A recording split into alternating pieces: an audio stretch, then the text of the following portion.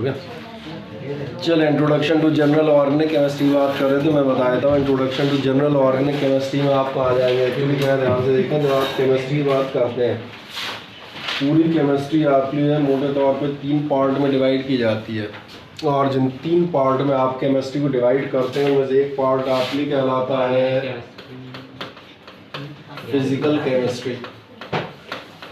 दूसरी केमिस्ट्री आती है, ध्यान देखना, जो कहलाती है आपके लिए इनऑर्गेनिक केमिस्ट्री। एक्चुअली इनऑर्गेनिक का तो मतलब वही आया जो ऑर्गेनिक नहीं है, ठीक है ना। तो फिर सवाल आता है कि फिर ऑर्गेनिक केमिस्ट्री क्या है। तो चलो पहले मैं तो बता देता हूँ फिजिकल केमिस्ट्री। फिजिकल केमिस्ट्री ध्यान देखना, एक्चुअली फिजिकल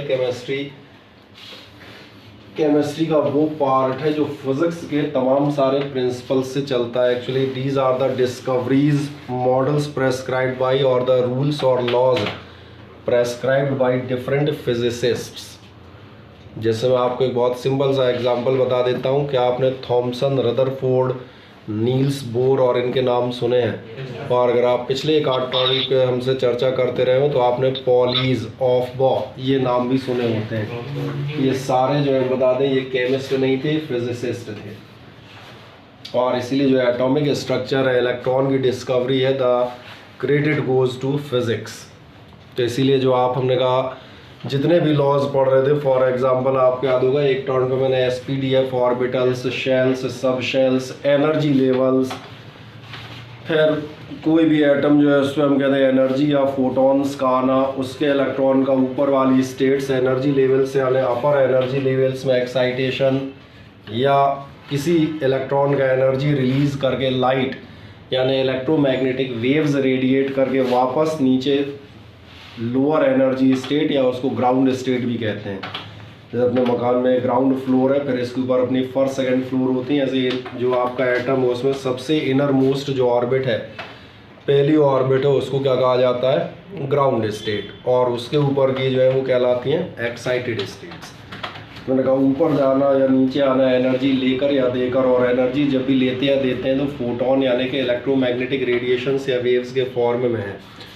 तो समझ आ रहा होगा जब मैं लाइट, इलेक्ट्रोमैग्नेटिक एनर्जी ये सब बात कर रहा हूँ तो ये कहीं से कहीं तक केमिस्ट्री के टर्म्स तो नहीं नज़र आ रहे होंगे। ये टर्म्स किसके नज़र आते हैं हमें? ये सारे टर्म हमें नज़र आते हैं फिज़िक्स के। और इसीलिए जो मैंने कहा था वो ये है कि आपकी ऐसी केमिस्ट्री का पार्ट जो आप देखेंगे किससे रिलेट करता है, वो रिलेट करता है फिज़िक्स से, यानी बेसिक रूल्स अब वो काय में आते हैं। That is the part of the physical chemistry. और भी कई सारी चीज़ें आएंगी। एक सॉलिड स्टेट फिजिक्स आती है, सॉलिड्स कैसे होते हैं, उनके क्रिस्टल स्ट्रक्चर क्या होते हैं। इसके बाद ध्यान देखना, मेन जो केमिस्ट्री है उसको हम 2 पार्ट में डिवाइड करते हैं। One is known as the organic chemistry and other one is known as the inorganic chemistry. में ऑर्गेनिक माने बताता हूँ। ऑर्गेनिक माने मालूम है क्या? ऑर्गेनिक वर्ड माने मालूम है? इससे मिलते जुलते कुछ वर्ड याद दिला देता हूँ।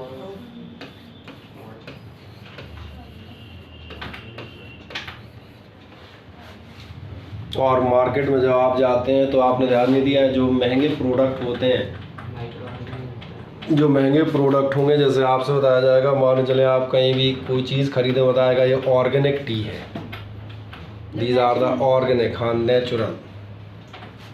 समझ में आ रहा है? और जब आपने ध्यान नहीं दिया होगा, लास्ट ईयर हम फर्टिलाइजर्स पढ़ते थे तो भी एक वर्ड आता था ऑर्गेनिक फर्टिलाइजर्स। ऑर्गन और ऑर्गेनिज्म माने तो मालूम है, हाँ या ना?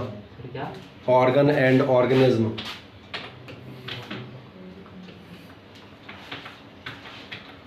ऑर्गेनिज्म माने नहीं मालूम किसी को? क्या ये जो मतलब ये भी हो जो भी, दोनों कैसे हो सकते हैं? क्या बोलेंगे ऑर्गेनिक? अरे तो मैं पूछ रहा हूँ क्या बोलूँ, कह रही मुझसे मैं क्या बोलूँ? जीव जंतु, सही आप कह रहे हैं भैया। ऑर्गेनिज्म वर्ड तो कब से पढ़ रहे होगे, जाने मुझे लग रहा है 5वीं 6वीं से। ध्यान नहीं दिया? अभी अमीबा और इन सब की चर्चा चलेंगे। These are called micro organisms.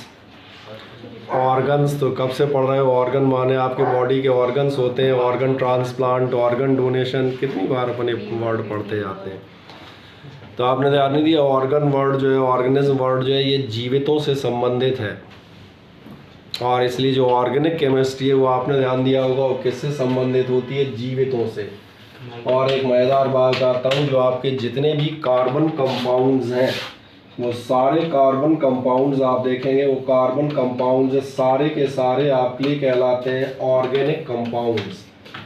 जब हम बात करते हैं फेसबुक व्हाट्सएप या इस टाइप की चीज़ें हो गई, और मैंने कहा नहीं तो जो तमाम सारे हम कहते हैं IITs और इस तरह के जो हम कहते हैं साइट्स उनमें आप देखेंगे एक ऑर्गेनिक खेती और ऐसा ऑर्गेनिक प्रोडक्ट्स, इन पर हमेशा चर्चा चलती रहती है।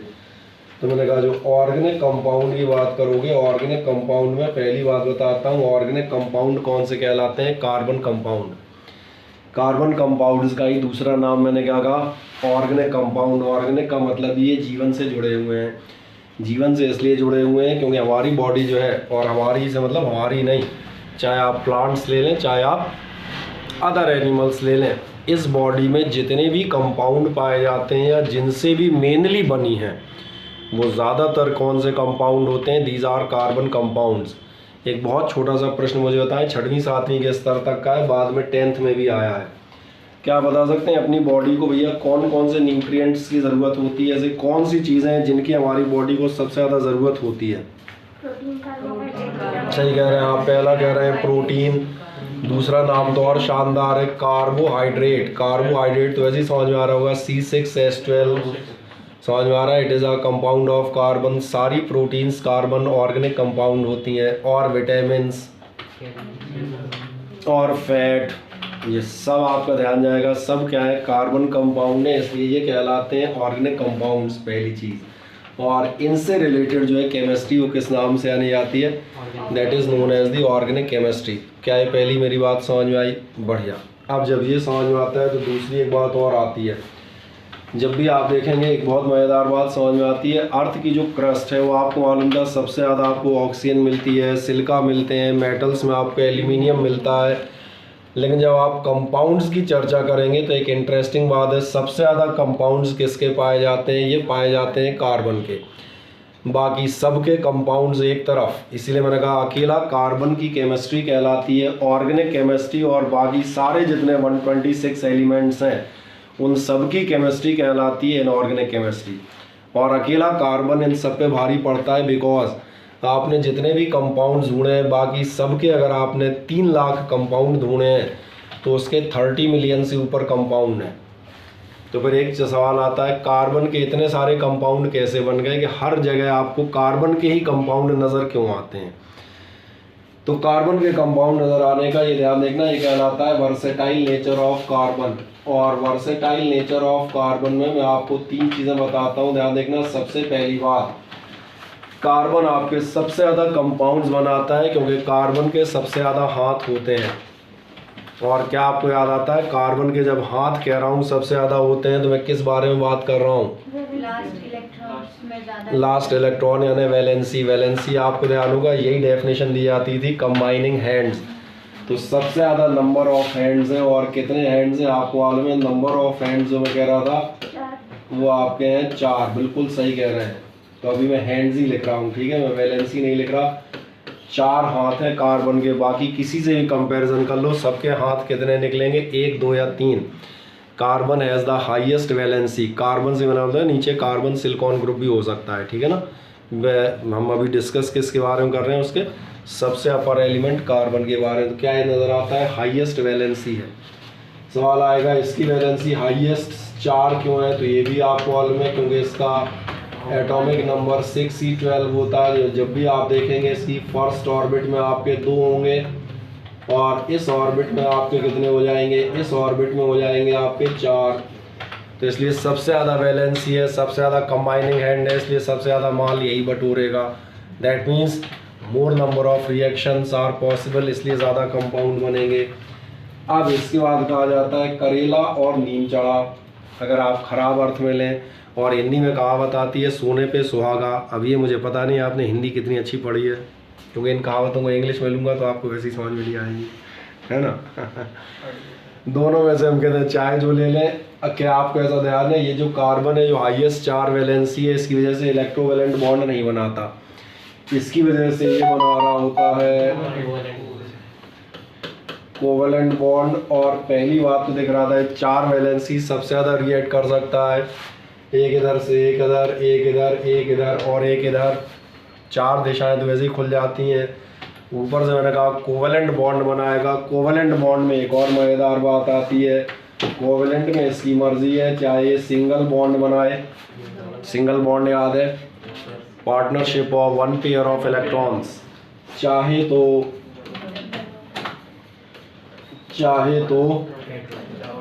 और कार्बन कार्बन आपस में बनाएंगे तो 4 बॉन्ड बनेंगे, लेकिन चूंकि कार्बन ही रहेगा तो कंपाउंड नहीं होगा, तो इसलिए उसकी चर्चा हमने नहीं की।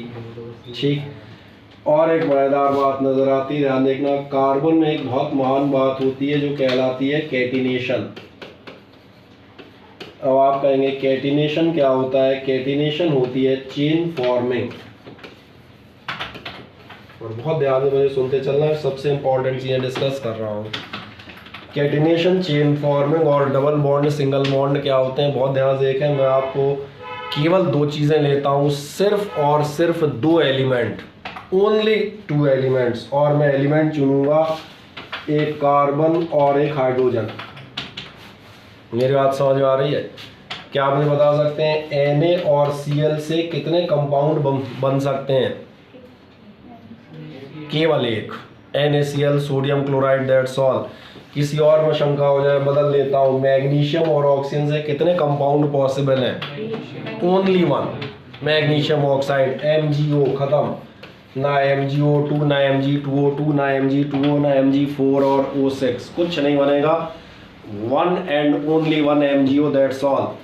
NaCl, ना Na2Cl, ना NaCl2, ना Na2Cl2, Na3Cl4, नो सर। केवल और केवल कितने बनेंगे? एक और एक मात्र। अब आ जाओ, मैंने कहा ऐसे ही 2 एलिमेंट हम आपके एग्जाम्पल के लिए ले लेते हैं, C और H। समझ में आ रहा है?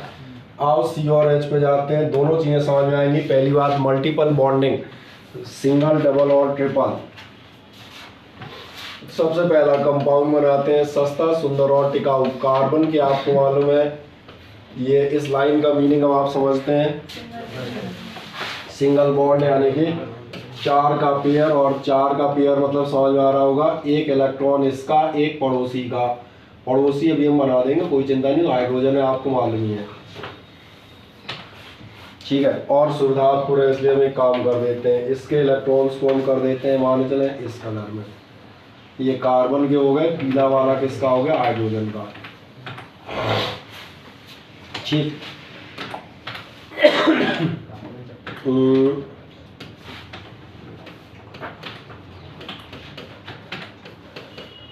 मुझे लग रहा है यही सिंपल सा कंपाउंड बनना चाहिए। ये कार्बन का कंपाउंड ये कहलाएगा आपके लिए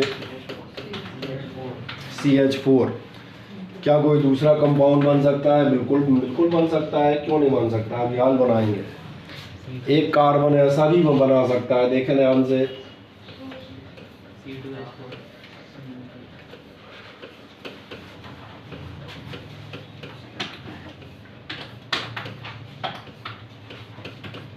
जब तुम्हें इस कंपाउंड में कोई कमी नज़र आए तो फिर मुझे बताना, ठीक है ना।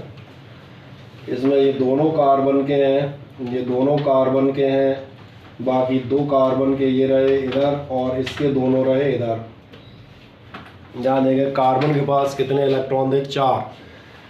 बढ़िया, 4 हाइड्रोजन मिल रही थी, उसने चारों से एक एक का पार्टिसिपेशन, पार्टनरशिप की थी, और उसने कितना बना लिया था? CH4।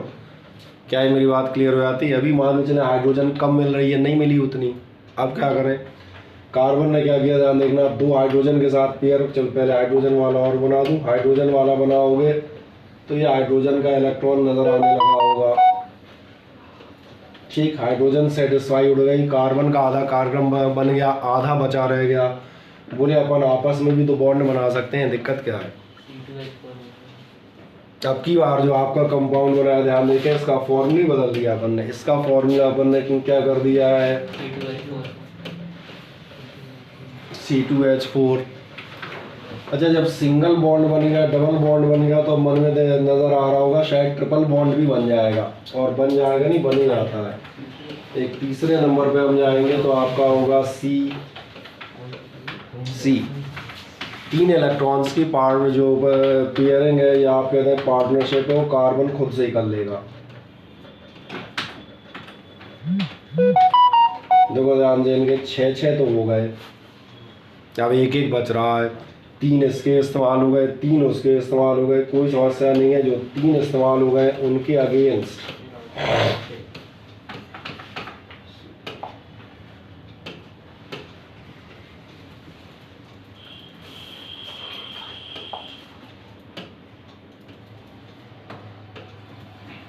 अब ज़रा देखें क्या ये पूरी कहानी समझ में आती है। तो हम सोच रहे थे कि C और H मिलने से केवल एक ही कंपाउंड बन सकता होगा, पर C और H मिलने से 3 कंपाउंड बन सकते हैं। ये तो मैंने सामने ही दिखा दिए। कोई दिक्कत मुझे नहीं लग रहा किसी को कोई दिक्कत होगी। एक सिंगल बॉन्ड वाला है, एक डबल बॉन्ड वाला है और एक ट्रिपल बॉन्ड वाला है। इसके बाद ध्यान देखना, ये तो मैंने पहली चीज़ कही थी। नंबर 1 मैंने क्या कहा था, नंबर ऑफ हैंड्स बहुत ज़्यादा है, चारों तरफ हाथ फैला सकता है। कोवेलेंट बॉन्ड में बढ़िया बात है, सिंगल डबल ट्रिपल बना सकता है। और सबसे खास बात, अब अगली बारी आती है कैटिनेशन, यानी कहानी 3 पर नहीं रुकेगी। कैटिनेशन मतलब चेन फॉर्मिंग। चेन फॉर्मिंग दिखा देते हैं, देखें ध्यान से। आपको ऐसा लग रहा था कि ये कहानी रुक जाएगी, कहानी नहीं रुकती। बहुत ध्यान से देखो, ये अकेला कार्बन था, कार्बन कार्बन के साथ चेन बना लेता है, ये प्रॉपर्टी है। और अभी हम इनकी चर्चा नहीं करेंगे अब, क्योंकि अब इनकी चर्चा करेंगे तो फिर हम 3-4 दिन तक लगातार लिखते ही रहेंगे। हाँ, हम केवल उसकी चर्चा कर देते हैं, उतने से ही तुम्हारा दिमाग में समझ में आ जाएगा। ज़रा इसकी संभावनाएं देखो। ये C के साथ सिंगल बॉन्डेड H जोड़े थे। अब इसका मैं A1 फर्स्ट कंपाउंड बताता हूँ। ध्यान देखना, आपके पास 2 कार्बन थे, बचे हुए में आपने हाइड्रोजन ऐड कर दी। यानी कार्बन हाइड्रोजन के साथ सिंगल बॉन्ड बना रहा है और इसने एक चेन क्या की, चेन तो समझते हो ना, एक लिंक इसने कार्बन की ओर जोड़ लिए, डबल कार्बन वाला कंपाउंड हो गया। इसका फॉर्मूला देखोगे तो इसका हो गया, ये खास बात है, कैटिनेशन या चेन फॉर्मिंग। सिंगल बॉन्ड में भी एक अगला मेंबर हो सकता है, another link can be added. और जिसने कहा 2 बनाए तो सर तीसरी भी जोड़ सकते हैं क्या? मैंने बिल्कुल जोड़ दो, उसमें क्या प्रॉब्लम है। ये लो, एक कार्बन और इधर जोड़ देंगे। कार्बन की 4 वैलेंसीज होती हैं, बाकी सब सिंगल बॉन्ड में हाइड्रोजन के हवाले कर दो। सही कह रहे हैं, ये आपका हो गया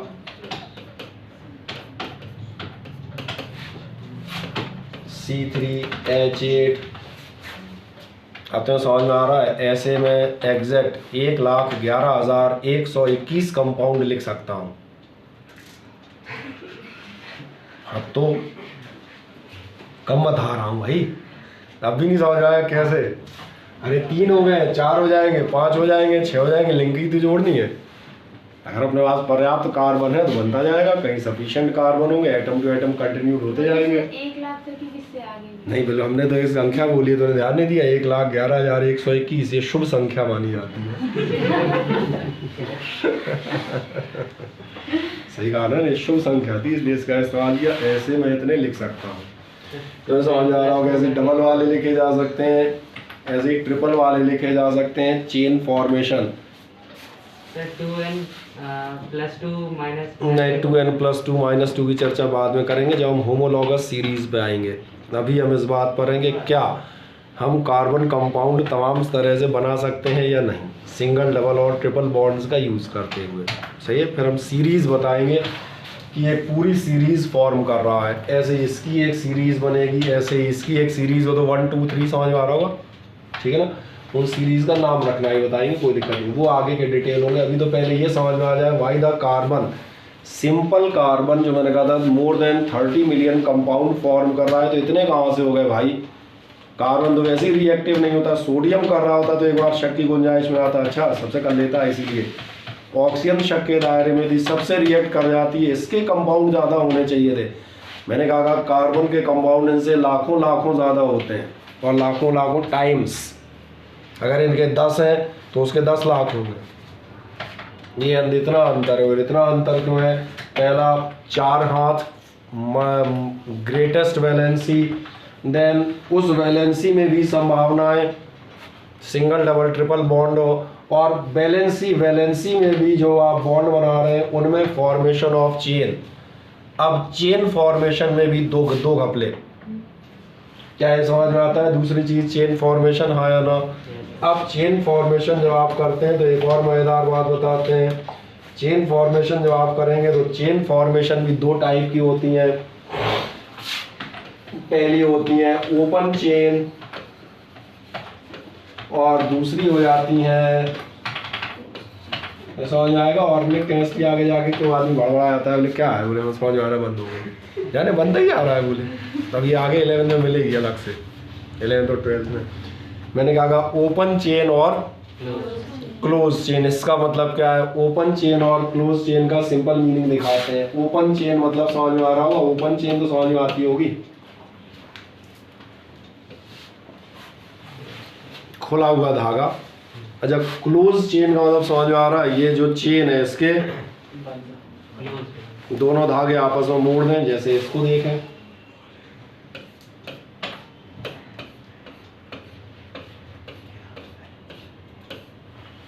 दोनों में अंतर देख क्या होगा, नहीं दिख रहा। ये ओपन चेन है, ये क्लोज चेन है, कोई समस्या। बाकी का हो गया, बाकी क्या है, बाकी कुछ नहीं। अभी हम CH पर हम तीसरा तो कोई लगाएंगे ही नहीं, और आगे लगाने लगेंगे CL VL तो जाने कहाँ घुस जाओगे, तो बस से बाहर ही हो जाएगा अपने मामला। इसलिए बाकी सब पे तो जा ही नहीं रहा। ये मैंने कहा ये एक सिंगल कैसी चेन है, या आपकी है सिंपल चेन। ये ओपन चेन है, क्या है, क्लियर हो जाती है। चारों वैलेंसीज अब तो नजर आ रही है कार्बन की, चारों वैलेंसीज फुलफिल है with the help of single bond. और किसी को ना सिंगल बॉन्ड याद आ रहा हो तो मैंने कहा फिर से दिखा देता हूँ। सिंगल बॉन्ड यानी वही pairing of one electron from each side. कोई दिक्कत कहीं से कहीं तक, इसी को हमने कहा था ऐसे अपन सिंपल लिख लेते हैं, कोई दिक्कत। बढ़िया, आओ एक बार और आगे चलते हैं।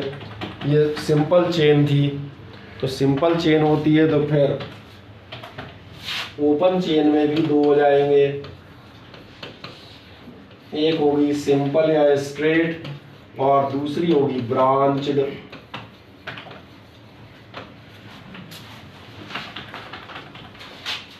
आप कहेंगे ब्रांच्ड कैसी, मैंने कहा ब्रांच मतलब तो सबको मालूम ना, एक से दूसरी निकल जाए। ब्रांच माने सबको मालूम है, माने चलो यही चार फिर ले लो, 1 2 3 4। कोई जरूरी है चेन सीधी सीधी सीधी सीधी चलेगी भैया? हो सकता है किसी कार्बन की इच्छाओं में एक अपनी नई चेन इस साइड निकालूंगा। अब H नहीं लिख रहा, ठीक है, for convenience I am not writing the H, वो सब आपको मालूम है, बाकी जगह H होंगे। तो ये क्या हो गया है, ये ब्रांच निकल आई। तुम कहोगे और निकालो, मैं किधर से निकाल दूंगा ज़्यादा होगा तो। That's I the branched chain compounds. तो ये कौन सी थी, ये सिंपल चेन थी, ओपन चेन थी। ओपन चेन में सिंपल चेन, ब्रांच्ड चेन। इसने कहा क्लोज चेन में दो टाइप हो सकते हैं, बिल्कुल हो सकते हैं। ध्यान देखना, इनमें हो सकते हैं सिंपल सिंगल बॉन्डेड टाइप जो कहलाते हैं एलिफेटिक कंपाउंड, और इसी चेन में, हाँ अभी आ जाएगा आगे तो जनरल इंट्रोडक्शन में, और इसी में होती है खास चेन। ये एक बहुत खास चेन है केमिस्ट्री की, इसको याद रखिएगा।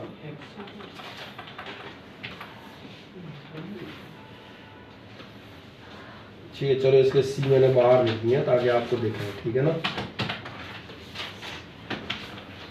बेंजीन का होता है? हाँ बेंजीन का होता है यार। चलो एक आध को ना समझ में आएगा बाहर क्यों है, तो उसको और अच्छे से ही लिख देता हूँ। ऐसे लिख देता हूँ ना, कुछ नहीं करना, वो भीतर नहीं लिखे थे ना मैंने।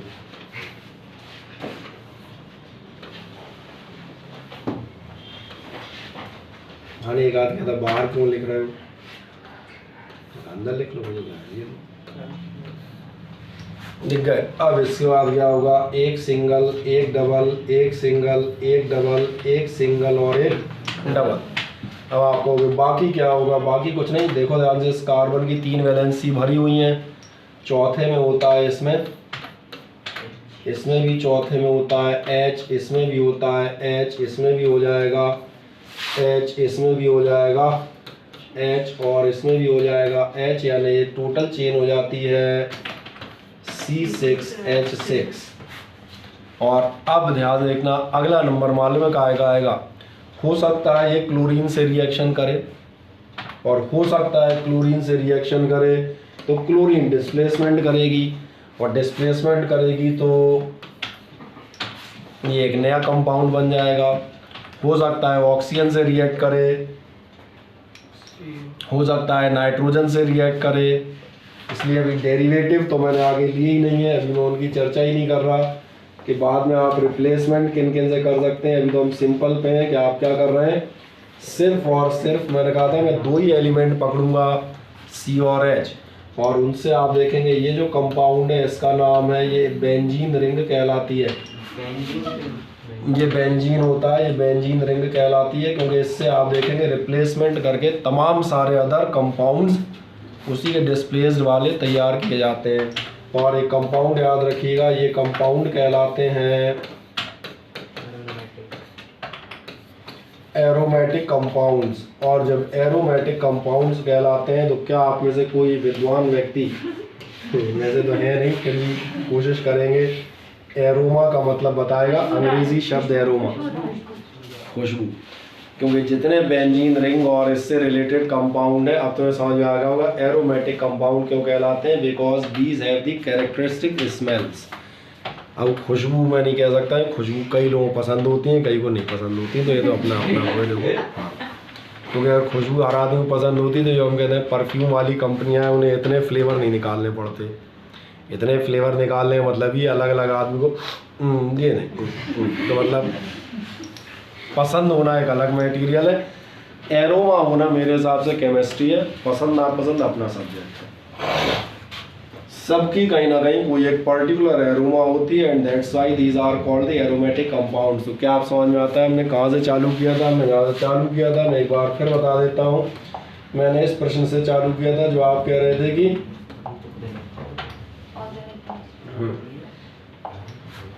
अनऑर्गेनिक केमिस्ट्री का मीनिंग क्या है। तो उन्होंने कहा था केमिस्ट्री आप 3 पार्ट में डिवाइड कर रहे हैं, फिजिकल, इनऑर्गेनिक और ऑर्गेनिक। और जो ऑर्गेनिक से बच जाएगी वो इनऑर्गेनिक होगी, और बची कुची क्या होगी, वही Na और Cl, Mg और O। समझ में आ रहा है? जो अदर मेटल नॉन मेटल है, जो उनके कंपाउंड्स होंगे वो सब क्या कहलाएंगे, कुल मिला के थोड़े से जो बनते हैं वो कहलाते हैं इनऑर्गेनिक केमिस्ट्री। फर्दर जो मैंने कहा था नेक्स्ट चीज़, सॉरी वो हम थे इस साइड कहीं, और इस साइड हम कहाँ थे, वो हम यहाँ थे। ऑर्गेनिक कंपाउंड में लगा था बहुत ज़्यादा होते हैं, क्यों होते हैं? वर्सेटाइल नेचर ऑफ कार्बन, ये रहा, नंबर ऑफ वैलेंसी 4 है, कारण आपको मालूम नहीं, अब उसके बारे में चर्चा नहीं करेंगे। कोवेलेंट बॉन्ड 3 तरह के फॉर्म कर सकता है, और साथ में वो होता है कैटिनेशन यानी कि चेन, और चेन में भी कई टाइप निकल आती हैं, और इसीलिए आप देखेंगे ये था सिंगल डबल बॉन्ड फॉर्मेशन, इससे बढ़ेंगे। फिर इन सब के अपने अपने फैमिली चली जाएगी, फैमिली मतलब समझ में आ रहा होगा, ये सिंगल बॉन्ड फैमिली है, 2 member, 3 member, 4 member, 5 member etcetera. Double bond वाले की अपनी फैमिली चलती जाएगी, 2, 3, 4, 5। फिर फैमिली में भी कुछ छोटे छोटे खानदान नए नए उगेंगे, और वो कहाँ से उगेंगे, बोले ये जो फैमिली बनाते आ रहे हो 2, 4, 6 कार्बन की, इसमें भी कुछ सीधे हो सकते हैं, कुछ टेढ़े हो सकते हैं, सही कहा ना मैंने। और जब चेन बना रहे हो कुछ बंद हो सकते हैं, कुछ सिंपल बॉन्डिंग से बंद होंगे, कुछ खास बॉन्डिंग से, इस बॉन्डिंग से बंद होंगे जो कहलाएगी बेंजीन रिंग, और इसके फिर एरोमेटिक कंपाउंड्स की एक नई सीरीज चली आएगी। तो क्या एक जनरल टर्म ये समझ में आ जाते हैं, हाँ ना। तो आज देखिए हम लोग यहीं कहीं से स्टार्ट करने की कोशिश करते हैं। सबसे पहले आपको ये बताया जाता है इंट्रोडक्शन जो हमने आपसे दिया था कि आपके जीवन के जितने कंपाउंड हैं ज़्यादातर काय से जुड़े होते हैं, these are the related with carbon. देखें ध्यान से क्या कहता है, ये पूछा था ना कौन कौन से न्यूट्रिएंट लगते हैं, ये आपसे ही कहेगा the compounds are urea, sugar, fat, oil, dyes, protein, vitamin, यही नाम ले रहे थे। कौन से नाम ले रहे थे आप? कार्बोहाइड्रेट या फैट लिए थे, ऑयल चले जाएंगे, प्रोटीन चले जाएंगे, vitamin and of course the dyes. क्या कह रहा है, etcetera, which were isolated directly और इनडायरेक्टली फ्रॉम लिविंग ऑर्गेनिज्म, जो किसी लिविंग ऑर्गेनिज्म से या तो आप डायरेक्टली लेते हो या इनडायरेक्टली लेते हो। जैसे ऑयल्स हैं, ऑयल्स जनरली हम सारे क्या होते हैं, किसी ना किसी लिविंग ऑर्गेनिज्म से डायरेक्टली ले रहे होते हैं, सही है ना। ऑयल्स में हम कहते हैं, ध्यान रखना, ऑयल्स में आपके वेजिटेबल ऑयल्स भी होते हैं। वेजिटेबल ऑयल्स बोले तो वेजिटेबल ऑयल किन्हें कहते हो? वेजिटेबल ऑयल डालडा कहते हैं यार, गजब हो गया। तो मतलब तुम्हारा सामान्य ज्ञान भी असामान्य है। ये तो अच्छा हुआ किसी और ने ये नहीं बताया सर वेजिटेबल ऑयल, लौकी का तेल, आलू का तेल, और सर परसों तो हमने टमाटर का भी तेल निकाला था। वेजिटेबल ऑयल में हिंदी में बात कर लेते हैं। मस्टर्ड ऑयल तो ठीक है, तिली के तेल में आके फंस जाओगे। हमने कहा हिंदी में बात कर लेते हैं। वेजिटेबल ऑयल में मस्टर्ड ऑयल तक ही सीमित रहोगे, फिर फंस जाओगे। तिली का तेल, सोयाबीन का तेल, मूंगफली का तेल, बिल्कुल राइस, चावल का नहीं, चावल की भूसी का होता है, राइस ब्राउन ऑयल कहलाता है। चावल की जो भूसी होती है, सनफ्लावर जो होता है, सूर्यमुखी का पौधा जो फ्लावर है उसके बीजों का तेल निकलता है। कॉटन सीड ऑयल होते हैं, कॉटन सीड ऑयल मालूम है, जो कपास या रुई होती है इसके सीड्स का ऑयल निकलता है। कोकोनट ऑयल होता है। ये सब आपके कौन से वेजिटेबल ऑयल्स हैं। इसके अलावा अगर हम कहते हैं आप कभी भारत से बाहर जाएं तो जो इस्तेमाल होता है, बता दें, सुअर की चर्बी इस्तेमाल होती है। किस लिए? खाने को फ्राई करने की, और क्या करोगे?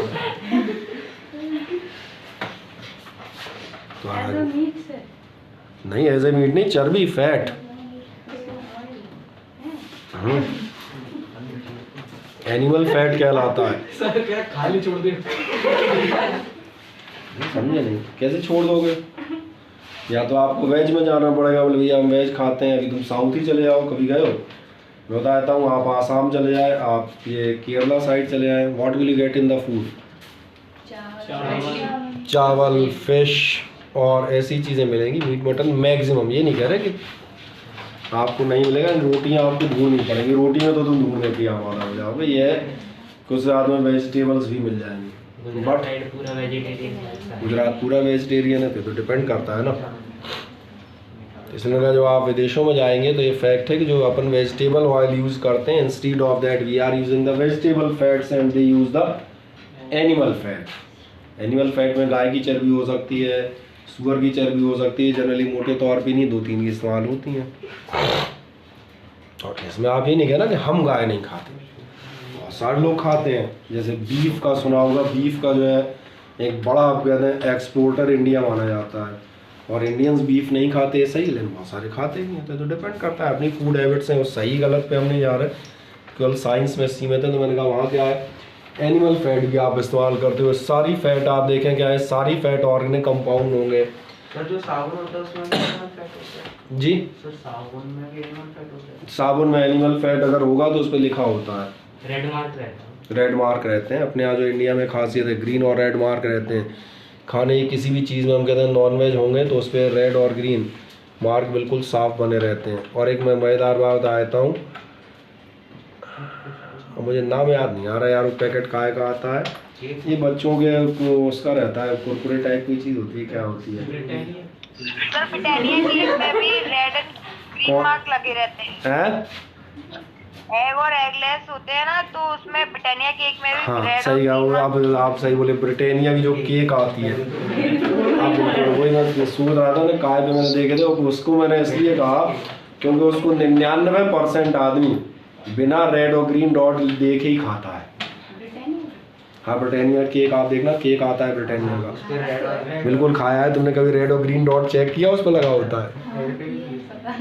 पता नहीं रेड ज़्यादा मिलता है, ग्रीन बहुत कम मिलता है। हाँ, बस धर्म भ्रष्ट हो गया तुम्हारा। छी छी छी।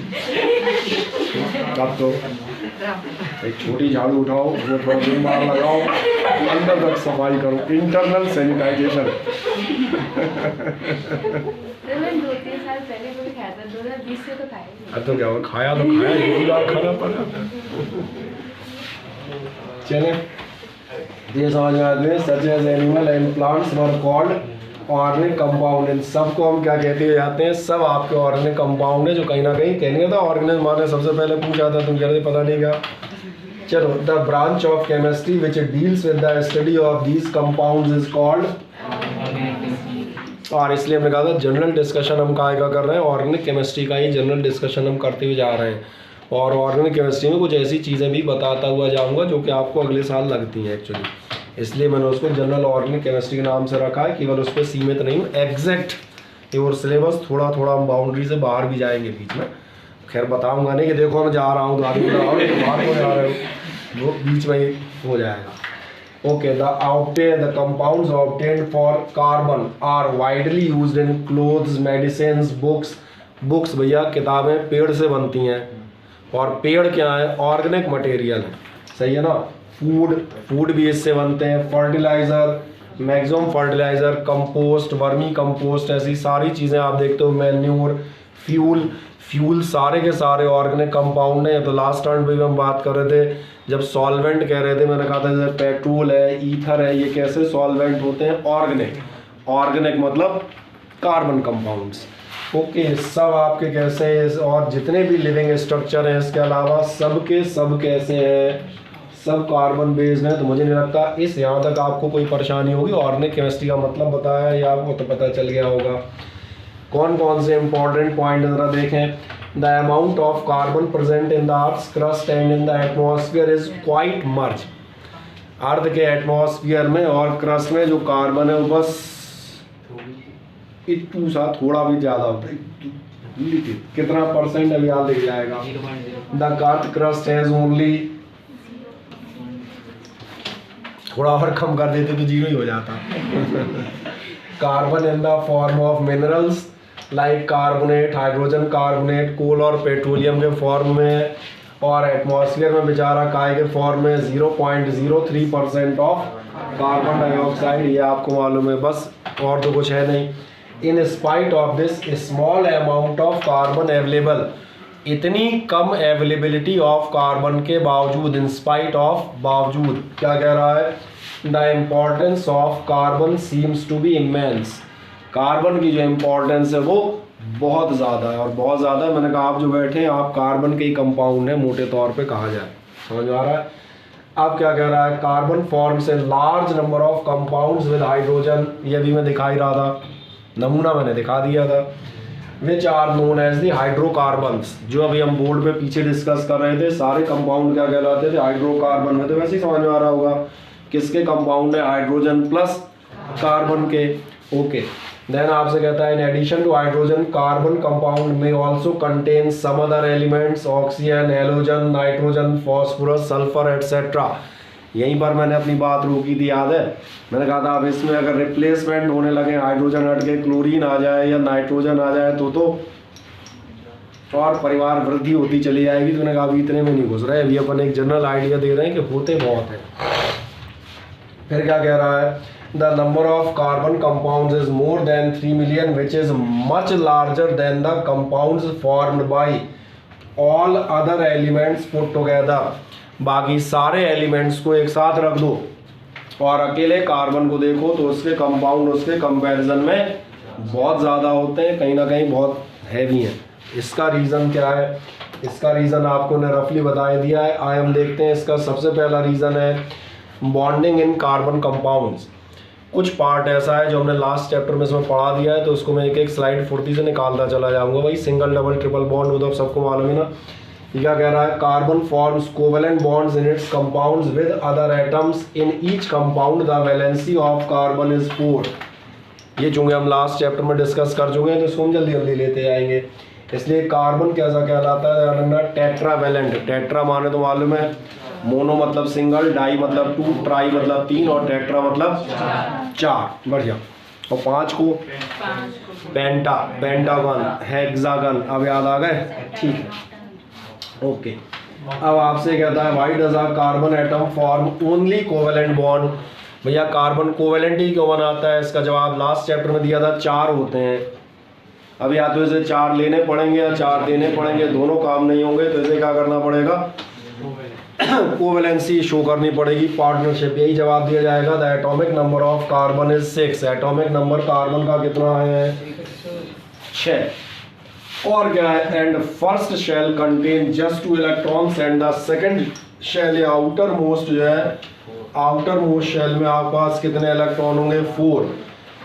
यही आउटर मोस्ट इलेक्ट्रॉन आपकी वैलेंसी डिसाइड करते हैं। Carbon atom can attain the noble gas configuration by sharing it's valency electrons. तो इसलिए अब नोबल गैस स्ट्रक्चर याद है, octet.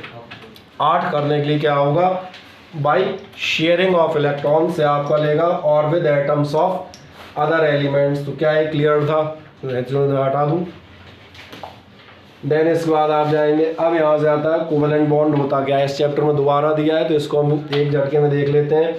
Chemical bond formed between 2 atoms of the same element और 2 atoms of different elements by sharing of electrons is called covalent bond.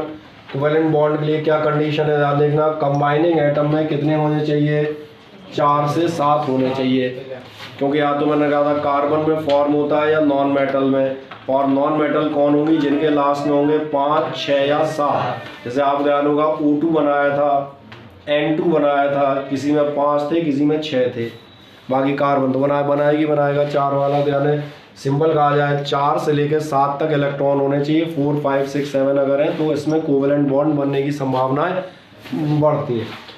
अब hydrogen atom there is 1 valency electron, लेकिन ये भी आपका क्या करता है, ये कोवेलेंट बॉन्ड फॉर्म करता है। एक्चुअली इसको ऑक्टेट नहीं चाहिए होता है, इसको डुप्लेट ही चाहिए होता है। हाइड्रोजन को तो 2 ही करने हैं ना, तो एक पहले से मौजूद है तो एक का पेयर करके, तो इसलिए ये अलग से बता दिया गया। हाइड्रोजन का केस आपको मालूम है डुप्लेट वाला है, ये ऑक्टेट नहीं है, क्योंकि इसमें 4 में एक ही है ऑर्बिट। अब अगला जाएंगे, द कंबाइनिंग एटम्स नीड 1, 2, 3 और 4 electrons to complete their octet, और इन्हीं को आपने सिंगल बॉन्ड, डबल बॉन्ड और ट्रिपल बॉन्ड कहा था। टेट्रा बॉन्ड नहीं कहते जनरली, वो टेट्रा तो खुद ही का खुद से होता है, खत्म बात, समझ में आ रहा है। हाइड्रोजन कंप्लीट क्या करेगा, डुप्लेट, ये बता दिया। हाइड्रोजन 4 नहीं करेगा, हाइड्रोजन डुप्लेट में ही सेटिस्फाई हो जाएगा। The combining atoms should contribute equal number of electrons, दोनों जो आपके एटम्स उन्हें बराबर इलेक्ट्रॉन शेयर करने चाहिए। लास्ट रन पे कोऑर्डिनेशन बॉन्ड भी किसी को पूछने बताया था, कोऑर्डिनेशन बॉन्ड याद है, मैं ही इलेक्ट्रॉन दूंगा लेकिन दोनों का हिस्सा मान लूंगा, सही है ना। जबकि एक्चुअल ये कोवेलेंट में क्या है, दोनों एक एक देंगे तब दोनों की पार्टनरशिप होगी। तो कोवेलेंट वो है जिसमें दोनों का हिस्सा कैसा होगा, बराबर। अगर 2 इसने दिए हैं तो 2 वो देगा, 3 ये दे रहा है तो 3 अगला भी देगा, तभी आपके ट्रिपल बॉन्ड यानी पार्टनरशिप होगी। Okay, after sharing the pair of electrons each combining atom should attain stable electronic configuration, दोनों का इलेक्ट्रॉनिक कॉन्फिगरेशन कैसा हो जाता है, स्टेबल। स्टेबल मतलब उनके ऑक्टेट बन जाते हैं। क्यों, क्योंकि जो शेयर्ड इलेक्ट्रॉन है वो इसके भी में काउंट कर लेते हैं और इसके में भी काउंट कर लेते हैं। तो मैंने कहा रिवाइज कर देता हूँ 5 में, कोई दिक्कत नहीं है। नेक्स्ट आप जाएंगे, इसके बाद कोवेलेंट बॉन्ड कितने टाइप के बनते हैं, तो आपसे कहा जाएगा कोवेलेंट बॉन्ड 3 टाइप के हैं। पहला सिंगल कोवेलेंट बॉन्ड, सिंगल आपका कब फॉर्म होता है, तो is formed by the sharing of 1 pair of electron. अब तो ऐसे ही पढ़ाऊंगा जल्दी, कोई दिक्कत नहीं, अभी पिछले टर्न में यही खत्म किया है पढ़ा के, दोबारा इस चैप्टर में फिर से। जैसे HCl, Cl, Cl ये सब दिख रहा होगा कैसे हैं, सब सिंगल बॉन्ड है। ओके, डबल बॉन्ड कब फॉर्म होगा, तो डबल बॉन्ड फॉर्म करेगा is formed by sharing of 2 pairs of electrons, और इसको आप किससे दिखाते हैं, 2 लाइनों से। जैसे ऑक्सीजन डबल बॉन्ड ऑक्सीजन, ये हमने पूरा एक्सप्लेन कर रखा है, ठीक है। कोई डाउट हो तो बस पूछना है, कहा जैसे मुझे लग रहा है इसमें तो होगा नहीं। ट्रिपल अपने आप समझ में आ गया होगा, ये काहे से बनता है, by the sharing of 3 pairs of electron. सबसे बढ़िया एग्जांपल अपना नाइट्रोजन का रहता है, क्योंकि CH ट्रिपल बॉन्ड, CH अभी हमने बताया था पर वो भी आगे आएगा। आप जो पढ़ चुके हैं लास्ट चैप्टर में उसको याद रख लें, N ट्रिपल बॉन्ड है, इतने से भी क्लियर हो जाता है। अब ये वही इलेक्ट्रॉन डॉट स्ट्रक्चर फिर है। हाइड्रोजन, हाइड्रोजन का ध्यान है, हाइड्रोजन में क्या होगा, इसका डॉट इसका क्रॉस, यही शेयरिंग बन रही है, तो ये आपका H2 बन गया hydrogen molecule.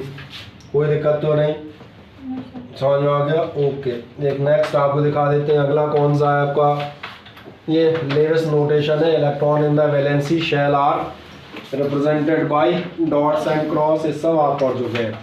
Dot and cross ये आपका कौन सा नोटेशन कहलाता है, ध्यान रखना, ये कहलाता है लेविस रिप्रेजेंटेशन या लेविस स्ट्रक्चर। ये मैंने इसलिए बता दिया क्योंकि पेपर में कह रहे थे ना इलेक्ट्रॉन डॉट स्ट्रक्चर बनाओ, और कहीं आ गया लेविस स्ट्रक्चर बनाओ तो तुम देविस स्ट्रक्चर बन जाओगे, लेविस की बजाय देविस में आ जाओगे, ठीक है ना।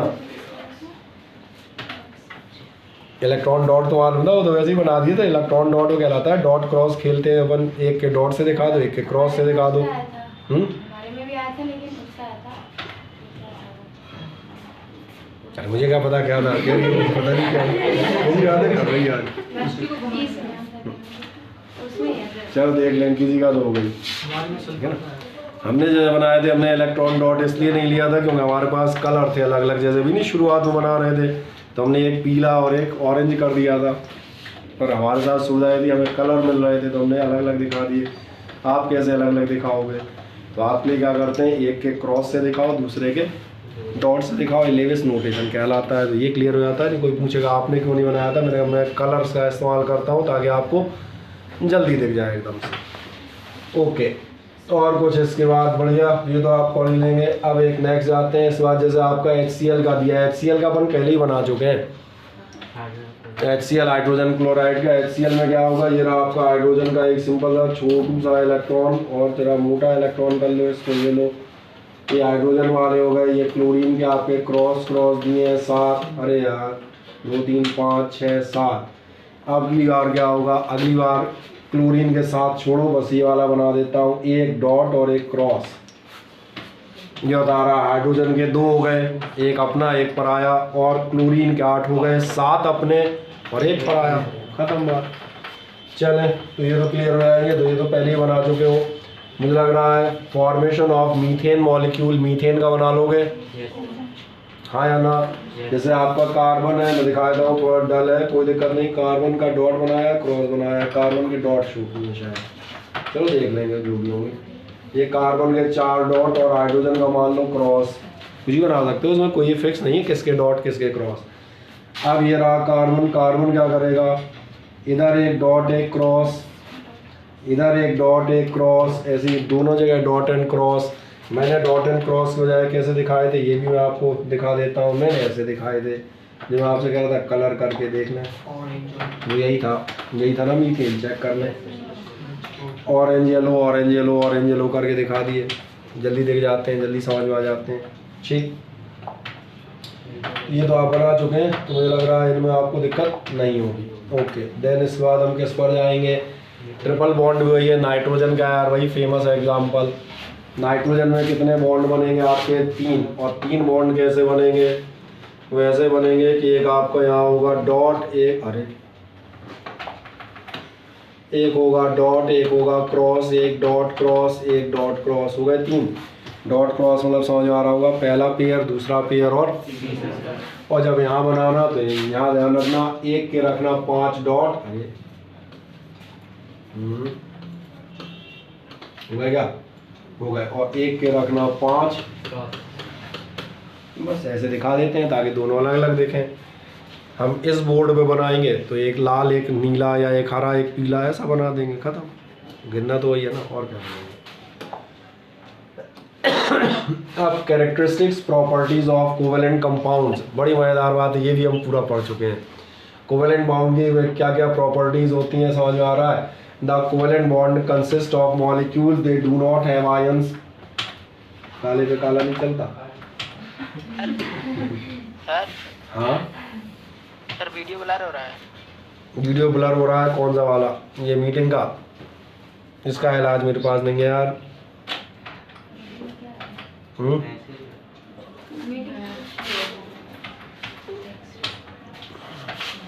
वो मैं ऐसे कोई दिक्कत नहीं, रिकॉर्डिंग होगी, क्योंकि इसमें तो मज़ेदार ज़्यादा दिख रहा है।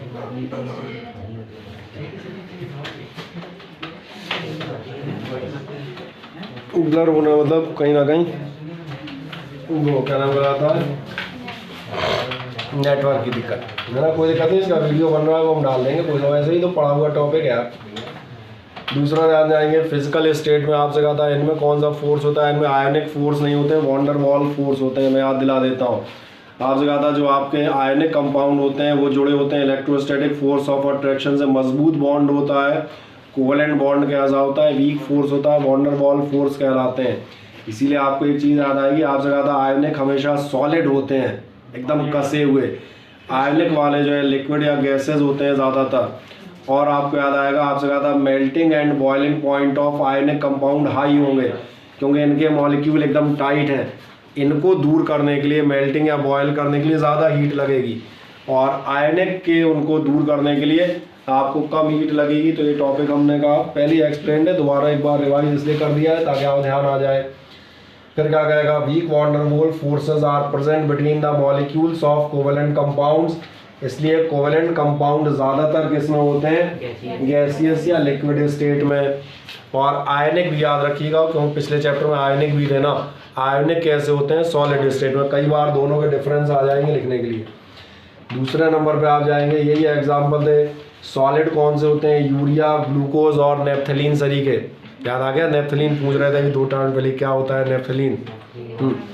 लिक्विड आपको मालूम है, पानी है, इथेनॉल है, बेंजीन है। गैसेस में आप ध्यान देंगे, मीथेन है, क्लोरीन है, हाइड्रोजन है, ऑक्सीजन है, सब गैसेस होती हैं। ठीक, आपके जो ये हैं कोवेलेंट कंपाउंड कैसे दिखाते हैं, जनरली क्रिस्टल स्ट्रक्चर भी दिखाते हैं। क्रिस्टल बताया था, नमक का एग्जाम्पल दिया था, मैंने कहा नमक हमेशा कैसा है लेना, क्यूब टाइप होगा। तो इनमें क्रिस्टल और नॉन क्रिस्टल दोनों टाइप के रहते हैं। आयोनिक कंपाउंड हमेशा कैसे होंगे, क्रिस्टलाइन, क्रिस्टल फॉर्म में होंगे। मेल्टिंग और बॉइलिंग पॉइंट इनके कैसे होने चाहिए, इनके होने चाहिए कम। और मैं आयोनिक के भी साथ साथ बताता जा रहा हूँ, आयोनिक के कैसे होने चाहिए, हाई। तो आपसे कहेगा energy required to break the crystal is less, जो आपको क्रिस्टल ब्रेक करने के लिए या मॉलिक्यूल सेपरेशन के लिए जो एनर्जी चाहिए वो कम होती है। क्यों? क्योंकि आपके पास होते हैं weak van der Waals force, इसलिए इनके आपके मेल्टिंग बॉइलिंग पॉइंट लो होंगे। अगला पॉइंट है आपका इलेक्ट्रिकल कंडक्टिविटी। मुझे बताओ ये कंडक्टिविटी इनमें होगी या नहीं, नहीं होगी। सही जवाब, क्योंकि इनमें आयंस नहीं होते ना, जबकि वो जो आपके इलेक्ट्रोवेलेंट कंपाउंड थे वो होंगे क्या, बिल्कुल होंगे, क्योंकि आप कहते हैं उनमें जैसे ही पानी में डिजोल्व किया पॉजिटिव एंड नेगेटिव आयंस के, आप चार्ज कह देता हूँ, positive and negative charge separate हो जाते हैं। और चार्ज का मतलब ये है आपकी फ्लो ऑफ इलेक्ट्रिसिटी या करंट होगा, तो इसलिए वो गुड कंडक्टर होते हैं। और ये आपके कैसे होते हैं, ये होते हैं आपके बैड कंडक्टर्स। बढ़िया, तो इतना पार्ट आपका पिछला चैप्टर रिवाइज हो गया। सॉलिबिलिटी, सॉलिबिलिटी याद है, मैं यहाँ पे एडिशन करता आ रहा हूँ। आयनिक कंपाउंड किस में डिजोल्व होते हैं, जनरली पानी में या इस टाइप के उनमें। और जो आपके कोवेलेंट कंपाउंड है, ये कोवेलेंट कंपाउंड्स में या कोवेलेंट सॉल्वेंट में ही डिजोल्व होते हैं। कोवेलेंट सॉल्वेंट याद दिलाता हूँ, ईथर, पेट्रोल, एक बताया था एसीटोन, याद आ गया, एसीटोन नेल पॉलिश सभी की चीज़ों के लिए। तो आप देखेंगे क्या कह रहा है, due to the non polar nature, polar nature तो याद है कि भूल गए, पोलर कंपाउंड या पोलर नेचर। एक HCl बताया था, HCl मैंने कहा था इलेक्ट्रॉन हल्का सा शिफ्ट हो जाता है, तो हल्का सा पॉजिटिव नेगेटिव चार्ज डेवलप हो जाते हैं, एक पॉजिटिव और नेगेटिव पोल प्रेजेंट हो जाते हैं। चूँकि इनमें पोल्स बनने ही नहीं है, ना तो पहले थे ना बाद में बनेंगे, तो इसलिए इनमें क्या होगा, ये काय में डिजोल्व होते हैं, बेंजीन में, कार्बन टेट्राक्लोराइड एटसेट्रा में, और भी आप निकाल सकते हैं 1-2 और नाम, वो पिछले चैप्टर में लिखे हैं। एग्जाम्पल दिया है naphthalene which is an organic compound dissolves readily in organic solvent like ether. जो आपका नेप्थलीन है वो किस में डिजोल्व हो जाता है, ईथर में डिजोल्व हो जाता है। लेकिन नेप्थलीन आप पानी में डिजोल्व नहीं कर पाएंगे। क्यों? नेप्थलीन आपका कैसा कंपाउंड है, ऑर्गेनिक। क्या है, समझ में आ रहा है? केवल कुछ गिने चुने ऑर्गेनिक कंपाउंड हैं जो पानी में डिजोल्व होते हैं, और एक कंपाउंड घर घर में पाया जाता है, ग्लूकोज। आप सही कह रहे हैं, ग्लूकोज या शक्कर, और सस्ता नाम दे दें उसको बिल्कुल तो क्या हो जाएगा, शक्कर। समझ में आ रहा है? बढ़िया। अब इसके बाद याद देखना, ये टेबल आपकी रिपीट है, ये टेबल नई नहीं है, ये टेबल ऑलरेडी पुरानी है, वहीं से कॉपी पेस्टेड है यार, अलग अलग थोड़ा ना बनेंगी। उसमें इसमें अब डिफरेंस उसमें अलग कहाँ से आ जाएंगे, इसलिए इस टेबल को छोड़ देते हैं, ठीक है ना। अब आती है आपके पास एक एलोट्रॉपी या एलोट्रॉप्स ऑफ कार्बन। ये एक इम्पॉर्टेंट सा पार्ट रहता है, ध्यान देखें। कार्बन जो है फिजिकली आप देखेंगे 2-3 टाइप्स में पाया जाता है, और जब भी कोई एक एलिमेंट या कोई एक चीज़ 2 या 2 से ज़्यादा फॉर्म्स में मिलेगी, तो ये 2 या 2 से ज़्यादा फॉर्म्स मिलना आपके लिए क्या कहलाता है, ये चीज़ कहलाती है एलोट्रॉपी, और ये चीज़ें आपके लिए कहलाती हैं एलोट्रॉप्स। जैसे मैं बताता हूँ, कार्बन का सबसे सिंपल फॉर्म आपको मालूम है ग्रेफाइट होता है, नाम सुना हुआ है।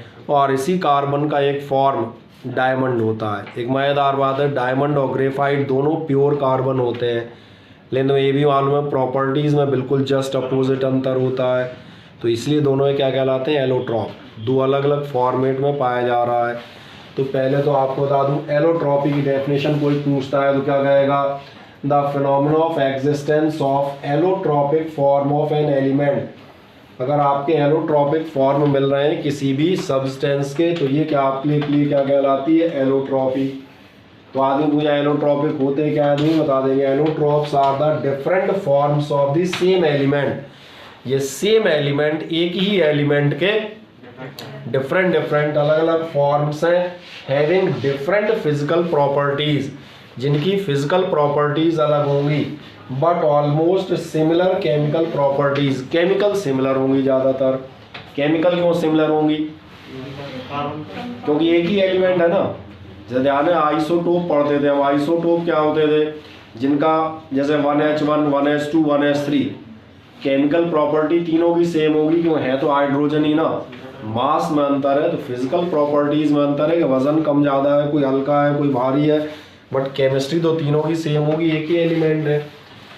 अब कार्बन के एलोट्रॉप के बारे में पढ़ते हैं। पहला एलोट्रॉप आता है डायमंड। डायमंड की जनरल जानकारी बहुत सारे लोगों को रहती है। डायमंड कैसा क्या होता है? क्रिस्टलाइन होता है। एटॉमिक सिंबल और फॉर्मूला वही सी है क्योंकि कार्बन है। अब सवाल ये बनता है कि आपका जो डायमंड है इतना स्ट्रॉन्ग क्यों होता है? एक साथ 2-3 बातें बताएंगे। डायमंड इतना स्ट्रॉन्ग क्यों, नंबर 1। और डायमंड के मेल्टिंग पॉइंट ये सब वगैरह इतने हाई क्यों, और diamond bad conductor of electricity क्यों। एक्चुअली डायमंड देखोगे, याद देखना, पहले यहाँ दिखाता हूँ। डायमंड जो है आपका, पहले सफ़ेद लेना पड़ेगा, ये होता है। चारों बॉन्ड आपके कार्बन से किससे कसे होते हैं? कार्बन से। यानी आप कार्बन का कोई सा भी एटम लेंगे तो वो कार्बन से चारों बॉन्ड बनाएगा। क्या है मेरी बात क्लियर होती है? अब देखें ध्यान से इधर, 4 बॉन्ड आपके कार्बन टू कार्बन कैसे बनते हैं, इनको जरा देखें तो ध्यान देखना। ये जो फिगर बना हुआ है, ये फिगर आपका कैसा बना है? वो अंगूठी वगैरह में लगने वाले नग देखे हैं ना, तो ये 3 डायमेंशनल स्ट्रक्चर बना रहा हूँ। अगर 3 डायमेंशनल तुम्हारे दिमाग में घुस गया, ये ऐसे में है इडली सरीखा, ऐसा कह दूँ, ठीक है ना, तो समझ में आएगा। नहीं तो लाइनें अटपटी लगेंगी। ध्यान देखना, ये ऊपर वाला कार्बन है। सर इसको डबल प्रिज्म जैसा नहीं? हाँ, डबल प्रिज्म आप कह सकते हैं। हाँ, वो ऐसा ही कह दो। एक ऐसा और एक ऐसा, तो वही कह रहा था, इडली दो हाफ होंगे, आधा ऊपर आधा नीचे। इडली सर्कुलर। अरे तो क्या आपने समझने के लिए करना है। समझ आ रहा है? देखा, ये ऊपर वाला कार्बन है, समझ आ रहा है? और ऊपर वाला कार्बन क्या होगा? ध्यान देखना, ऐसे में नीचे की तरफ ये 4 कार्बन से और जुड़ा होगा। पहले केवल इतना देखें, जितना मैं बना रहा हूं, सिर्फ और सिर्फ इतना।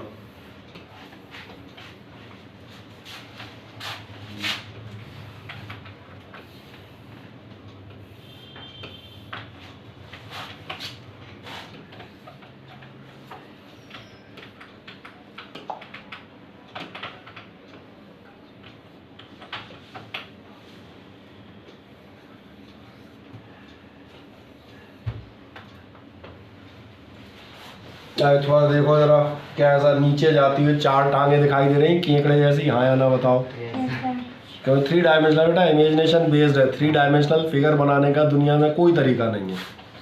इमेजिनेशन होता है कि एक केकड़े सरीकी सी 4 टांगे इधर जाती हुई दिखें आपको, जैसे टेंट हाउस होता है या झोपड़ी, चाहे जैसा आप देख सकते हैं उसको। अब एक मज़ेदार बात है, एक कार्बन, ध्यान देखो, चारों तरफ कार्बन से कस गया, इसके चारों पैर पकड़ लिए कि नहीं। अब एक मज़ेदार बात देखो, अब दूसरे कार्बन को देखते हैं, बाकियों को, तो बाकियों को चलो अपन इससे देखते हैं। अब इस वाले कार्बन को देखो, दिख रहा है? ये नीचे वाला है, अंदर वाला नीचे। अब तुम्हें दिख रहा होगा ये ऐसे में बन गया है, ये इनसे कसा होगा।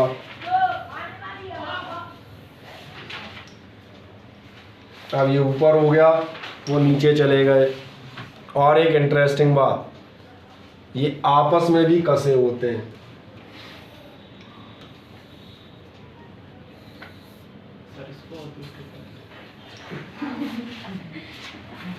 इसलिए क्या हो जाता है, आप देखें कोई भी कार्बन आप देखेंगे वो चारों कोनों से कसा हुआ दिखेगा। ज़्यादातर टेंट का एग्जांपल आप ले सकते हैं। टेंट होता है, इधर निकाले फिर चारों आपस में कस दिए, अब वो हिलेगा डुलेगा नहीं। और हिलेगा डुलेगा नहीं, मतलब ये बस वही तो कहना चाह रहे थे, हिलेगा डुलेगा नहीं, और क्या कहना चाह रहे थे। स्टेबिलिटी, हार्डनेस, सारे कारण हो गए एक ही लाइन में। मोटे तौर पे इसमें जब आप जाएंगे तो आपसे क्या कहेगा, देखें ध्यान से, स्ट्रक्चर कह रहा है in diamond each carbon is covalently bonded to 4 other carbon atoms. कोई सा भी निकालोगे वो आपके 4 कार्बन एटम्स से जुड़ा हुआ मिलेगा, उसके चारों पैर कसे हुए मिलेंगे और चारों आपस में एक से दूसरे पहला गुथे होते हैं चारों तरफ से, दिख रहा है। इसका परिणाम क्या आएगा, इसलिए आपको मिलेगा दिस टेट्राहेड्रल अरेंजमेंट। ये जो अरेंजमेंट है ध्यान रखना, इसका नाम क्या है, टेट्राहेड्रल। ये जो मैं कहता है टेंट हाउस तरीका है, झोपड़ी वाला, 4 कोनेपन करके फिर चारों आपस में कस देंगे। ये अरेंजमेंट कार्बन एटम क्या करता है, गिव्स आर रिजिड माने तो मालूम है कठोर 3 dimensional structure to the diamond. इसी से आपको एक 3 डायमेंशनल रिजिड स्ट्रक्चर मिल जाता है, ठीक। और अब इसकी सारी प्रॉपर्टी इसी स्ट्रक्चर से आएंगी। It is very hard crystalline structure. भैया जैसे सोडियम था, चाकू से काट लेते थे, क्यों काट लेते थे, ध्यान जा रहा है, इसका मतलब ये मॉलिक्यूल टू मॉलिक्यूल फोर्स ज़्यादा नहीं है। याद करो लास्ट ईयर हम सॉलिड, लिक्विड और गैस पढ़ते थे, आपसे कहा था सॉलिड काटना मुश्किल होगा, लिक्विड वैसे ही कट जाएंगे, क्यों, मॉलिक्यूल्स के बीच का फोर्स ऑफ अट्रैक्शन कम है। ध्यान आ रहा होगा, हर कार्बन एटम 4 कोनों से, चारों नीचे वाले कोनों से बंधा है और दाएं बाएं भी बंधा है, तो इसका हिलना मुश्किल है, तो सबसे हार्ड है, इसको आप काट नहीं सकते, दूसरों को काट ले जाएगा। द हाई मेल्टिंग पॉइंट समझ में आ रहा होगा, जब आप मेल्ट करते हैं, एनर्जी देते हैं, तो मॉलिक्यूल से आइटम्स दूर दूर भागते हैं, इसके जल्दी भागेंगे ही नहीं, कसे हुए हैं, इतना आसानी थोड़ी भाग जाएंगे। फिर क्या कहेगा, bad conductor of heat and electricity कब पास होती, जब इलेक्ट्रॉन इधर से उधर जाते, इसके तो सारे कसे हुए हैं, इसके कहाँ जाएंगे, 4 तरफ से पकड़ रखे, इलेक्ट्रॉन भाग ही नहीं सकता, इसलिए कैसा हो जाएगा ये बेड कंडक्टर ऑफ हीट और इलेक्ट्रिसिटी। क्या ये बात समझ में आती है। प्योर डायमंड कैसा होता है, ध्यान रखना, ट्रांसपेरेंट एंड, जब पॉलिश कर देंगे तो क्या होगा, ये आपका चमकता है ब्राइटली, क्योंकि ये ज़्यादातर लाइट को क्या करने लगता है, रिफ्लेक्ट करने लगता है। तो क्या इतनी मेरी बात समझ में आ जाती है, हाँ या ना। और देखें ध्यान से, diamond is not attacked by acid etcetera. Diamond पर आपका एसिड वगैरह का असर बहुत कम होता है,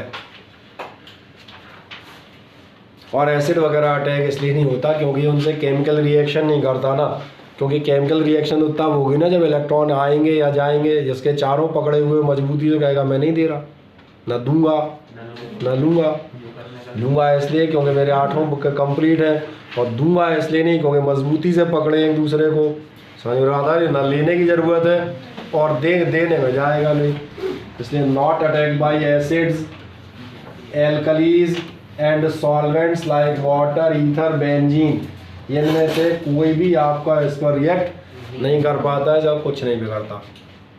केवल और केवल ध्यान रखिएगा, आपका डायमंड एक चीज़ से घबराता है, और कौन सी चीज़ से घबराएगा, बढ़िया, ये आपने अच्छा पढ़ लिया होगा, हाँ है क्या, इतना इंटेलिजेंट है नहीं,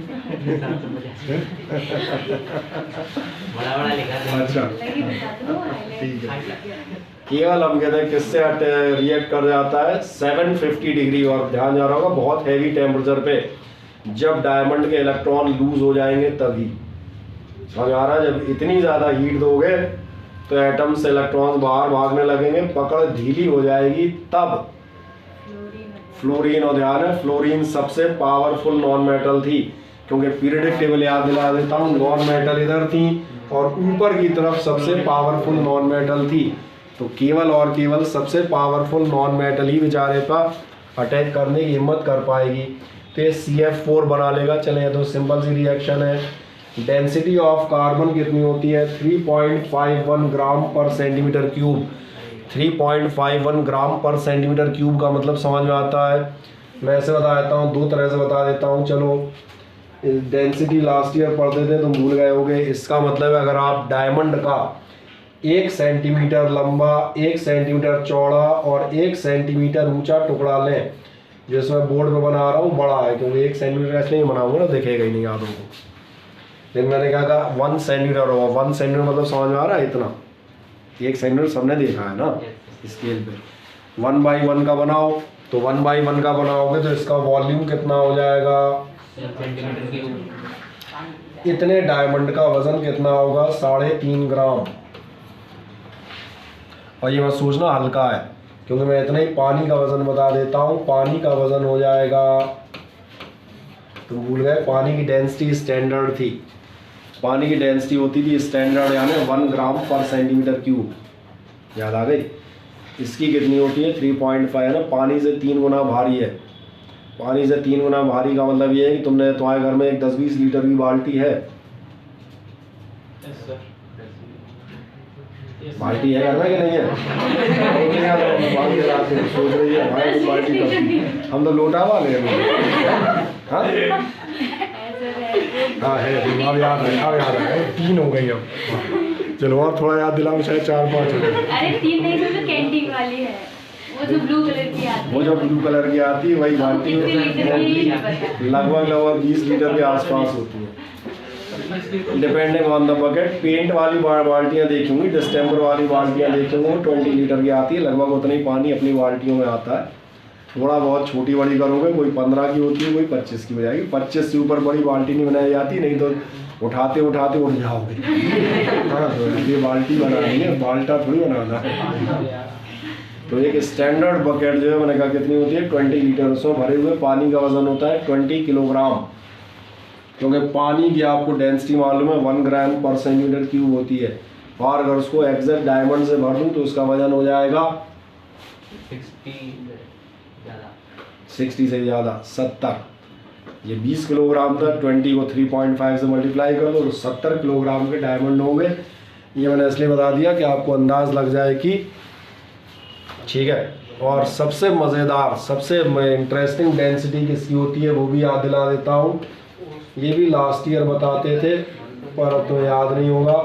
मरकरी होता है 13.6 ग्राम पर सेंटीमीटर क्यूब। नहीं, ऑस्मियम तो अपने को मिलेगा ही नहीं, ऑस्मियम तो रेयर मेटल्स में से, हम उनकी बात कर रहे हैं जो डेली लाइफ मटेरियल है। पानी और मरकरी आप इस्तेमाल करते हैं। मरकरी कई जगह इस्तेमाल क्यों किया जाता है, इसका रीज़न ही है, यानी जो हम बात कर रहे थे 20 लीटर की बाल्टी, एक नॉर्मल घर में पाई जाने वाली ऑर्डिनरी साइज़ की बाल्टी होती है, उसको अगर पानी से भरें तो कितना वज़न होगा 20 किलोग्राम। डायमंड से भरें 70 तो हो जाएगा 20 × 3.5 कितना होगा, ये 1 था 3.5 हो गया, तो इस बाल्टी का वज़न हो जाएगा 70 kg।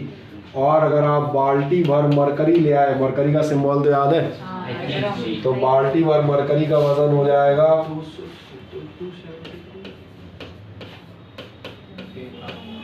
कितना वगैरह जोड़ना, शायद 27, चलो 27 ही मान लो,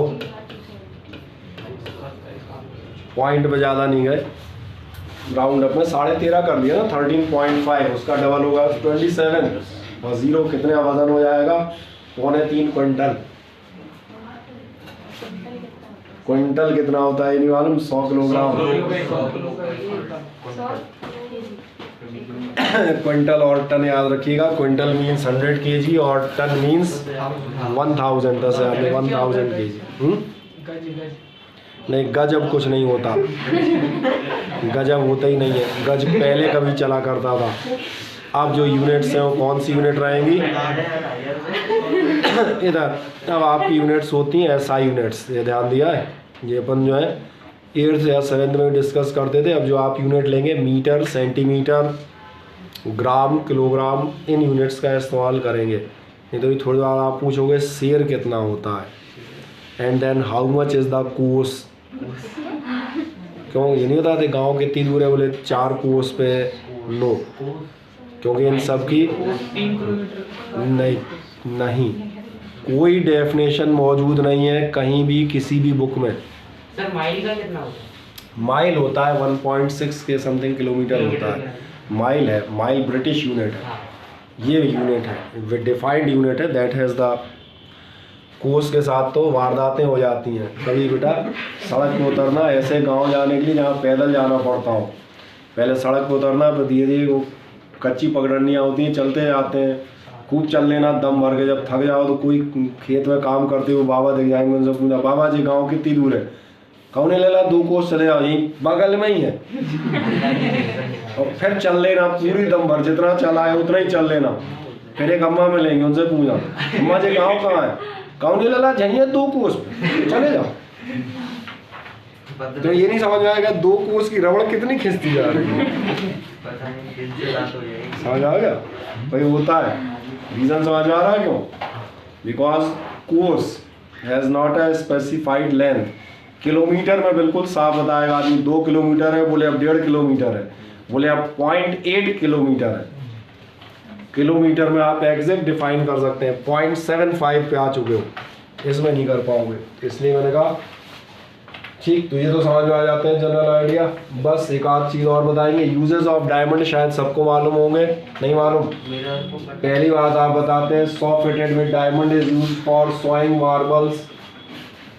सॉ माने तो मालूम है, कटर, आरी है ना, आरी कहलाती है सॉ। मार्बल्स काटने के लिए, जो आपके मार्बल के स्टोन आते हैं, इनको काटने के लिए इस्तेमाल होते हैं, ग्रेनाइट वगैरह को। बिल्कुल। Chip diamond is used for glass cutting. Black diamond are used in making drill. और ये अपने घर वाली ड्रिल नहीं, जो चट्टानों में ड्रिलिंग मशीन होती हैं, टनलिंग करते हैं और ये सब करते हैं, तो काहे से करोगे इतने हैवी स्टोन्स में? नॉर्मल लोहे की आपकी वैसे खुद ही झड़ जाएगी, टुकड़े हो जाएगी।